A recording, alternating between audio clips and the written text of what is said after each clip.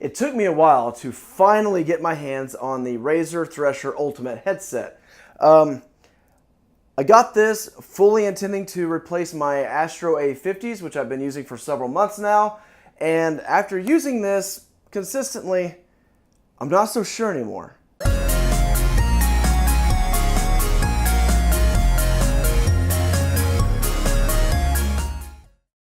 I wanted to start this review off by first stating clearly my pros and cons for this headset. And if you wanted further detail, just continue to watch the video.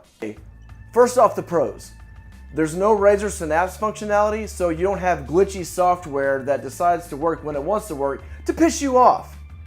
The sound is crisp and clear, it's comfortable, it comes with a headphone stand, and the build quality is freaking great.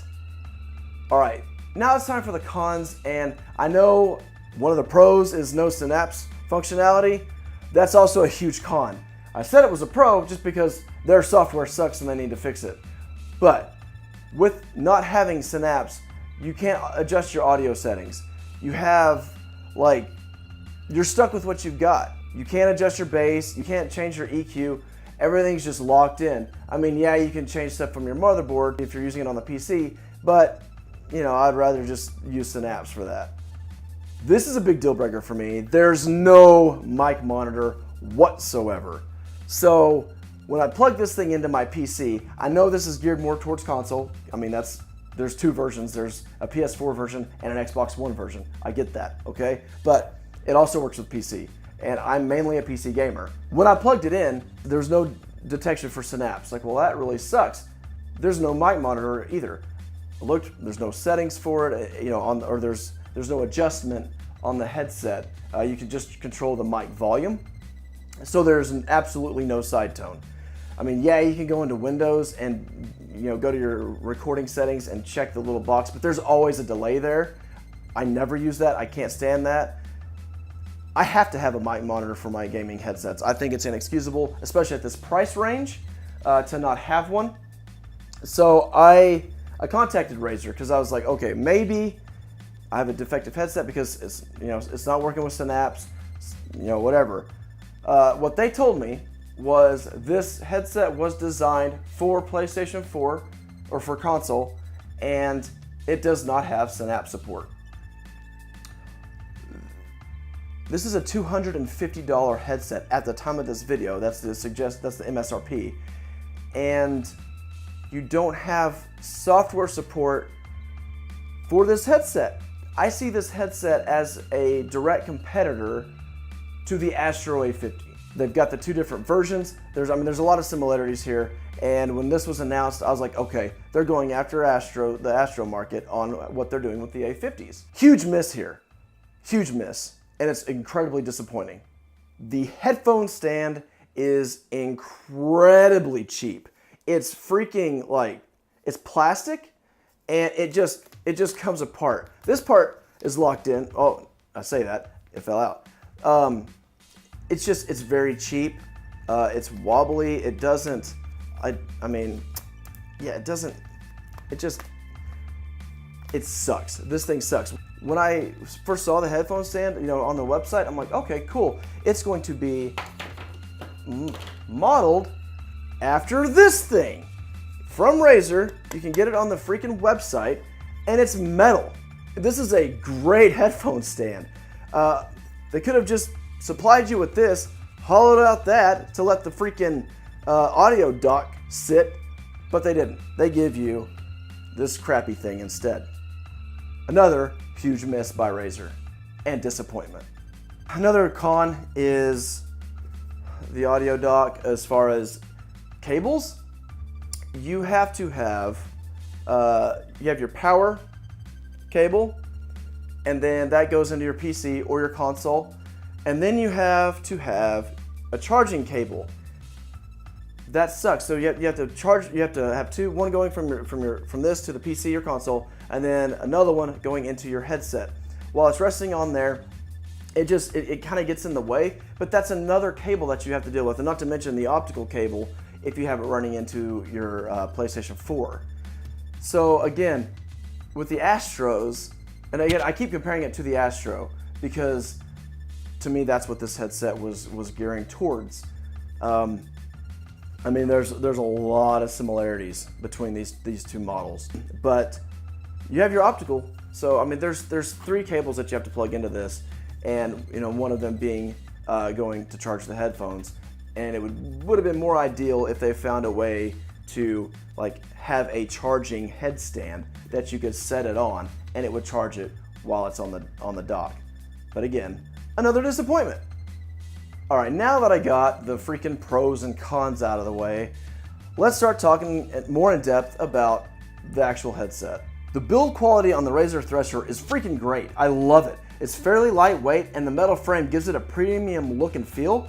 I thought I should also mention that the headset doesn't creak when rotating the ear cups. The included headphone stand is another matter entirely. Like I just previously mentioned, the quality is incredibly poor, it comes apart way too easy, and it doesn't fit all that snug against the base. I was thinking, you know, they would have made it the same way other headphone stand you get on their website, but that one is freaking metal, but they threw in this piece of crap. One of the good things that this headset has going for it is comfort. Man, is it comfortable. They rest easy while on, and they're lightweight and don't slide around too much. Though I noticed after long gaming sessions, my ears started to sweat a little bit, and they normally don't do that whenever I play games. The sound is crisp and clear. However, the overall tone is more in the mids category. There should be a little more strength to the bass for my personal preference. As mentioned previously, you cannot change any of the audio settings like EQ or bass, treble, things like that, because this device does not support Razer Synapse. Yes, you can go through your audio settings in your computer, through your onboard audio, and adjust some stuff, but that's not the same, and that's not really what I wanted. I wanted to be able to change everything through one software suite and do it that way. Like you could for the Man-O-War that they've released, a year or so ago, which has all that and also works with the PlayStation 4. It is strange that they didn't have something like Astro did with their new A50. With the A50, you could change the settings on the PC through their Command Center app and save up to 3 profiles on this headset and then carry them over to console. Again, that's laziness on Razer's side.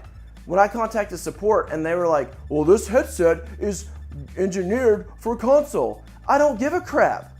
Add that feature. So are the A50s. They work on console. They have a PS4 version and an Xbox version, yet they somehow managed to do that. Thought, care, time. This was just a $250, hey, let's get this out here for the people that enjoy Razer products and that maybe don't want to buy the Astro A50, because this is fairly similar. It bothers me. There's so much missed opportunity here. The mic is fully retractable and it has some flexibility to it. But as mentioned previously, my biggest complaint is there's no mic monitoring at all. Like, I can't even whatever, let's just do the mic test. This is a mic test of the Razer Thresher Ultimate gaming headset. Ever since the announcement of the Razer Thresher, I saw it as a direct competitor to the A50, but with a slightly cheaper MSRP. They came out with 2 versions, one for PlayStation and one for Xbox, just like Astro. Both have base station that has the headset rest on it, and etc. Because of this, I have a hard time recommending the Thresher over the A50s. For a little bit more money, unless you can find them on sale or the price has dropped, you get more features. The ability to just lay the headset down on the desk and it automatically goes into sleep mode. It has software, mic monitoring, and less cables to worry about. Oh, and a base that actually charges the headset. I think Razer missed a huge opportunity here. If they had just added a few of those things that the Astro A50 have that this doesn't, I would have kept this headset. I would have definitely replaced my Astro A50s. But the lack of a mic monitor is a huge deal breaker for me, and I get it. That may not be a big deal to you. Go ahead and try this headset out. Or if you want to save a little more money, get the Razer Man-O-War. Yeah, the build quality isn't as great. It's made out of entirely plastic, and the ear cups, whenever you rotate them around, they creak. But it has great sound, it has mic monitoring, and it works on PC and PlayStation. So that's an option for you. As always, thank you so much for watching this video. If you liked it and you want more, hit that subscribe button. That helps me out. If you didn't like this video, you can go ahead and give me a dislike. If you think I am full of crap and you like this headset, let me know in the comments below. This is just my personal opinion, I really wanted to like this headset, and there are things about this headset that I do like. I know I kind of ranted quite a bit on this thing, but it is very comfortable. It is lightweight. It has good sound for the most part. There's just some things that I just can't overlook, especially at this $250 price tag. So let me know in the comments below if you have any questions, comments, concerns about any other products, or want me to review something else, or you know, hey, you're at the store, you're about to head to the store, and hey, which one should I get? Have you tried this one out? Let me know. Send me a message. I'm more than happy to help you. That's why I do these videos. But once again, thank you for watching. Please come back and hit that subscribe button.